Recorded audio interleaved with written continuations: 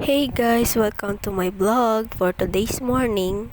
Ipapakita ko nga pala sa inyo guys kung ano ang routine ko sa araw-araw. Sa mga oras na yan guys, ito nga, tinupi ko nga muna ang aming kumot at inimis ko na rin ang aming mga unan. Dahil nga ang kulit-kulit na ng baby ko, ito nga hindi ako matapos-tapos magtupi. Itong umaga na to guys ay sobrang aga niyang nagising. May time kasi na siya na ang gumigising sa akin pag umaga. Pagkatapos ko nga tupin yung higaan namin ay naisipan ko nga lumabas at magpainit. At sa mga oras na yan guys, ay nandyan nga pala kami sa taas. Tiningnan ko nga pala dyan guys kung meron ngang init dito. Kaso wala dahil sa bahay na to. Alam nyo ba guys, dati nung wala pa itong second floor ng bahay nila ay merong init dito sa aming pwesto. Nung time na yan guys ay daanan na pala ng construction kaya nga hindi na kami pumunta dun sa labas. Nung nakaraan nga ay dyan nga kami nagpapainit at dahil nga walang init guys ay bumaba na nga kami. At dahil nga wala kami magawa ay nagchika-chika muna kami at dyan na lang muna kami tumambay. At dahil nga sa kakulitan ng bata na ito ay kinuha nga niya yung plastic na merong nakalagay na damit. Grabe naman baby to. Kanino ka ba nagmana? San ka ba nagmana? Nakakaloka nga guys at merong laman yun ay marunong na siyang magtanggal. At dahil nga nung oras na din ay ito nga at nagsalang na ako ng inini. Katapos ko nga siyang liguan, ayan na nga at nakatulog na siya. At pagkatapos niyan guys ay inimis ko nga muna itong kalat sa kama. Uy, nagsipag-sipagan na naman ang person. Sa mga oras na yan guys ay nag-aasikaso na nga pala yung kuya ko dahil nga magtitinda na sila. At yun lang guys, sana pinanood niyo tong video na to. Sana hindi pa kayo magsawa sa mga i-upload ko. Sana patuloy niyo po akong suportahan.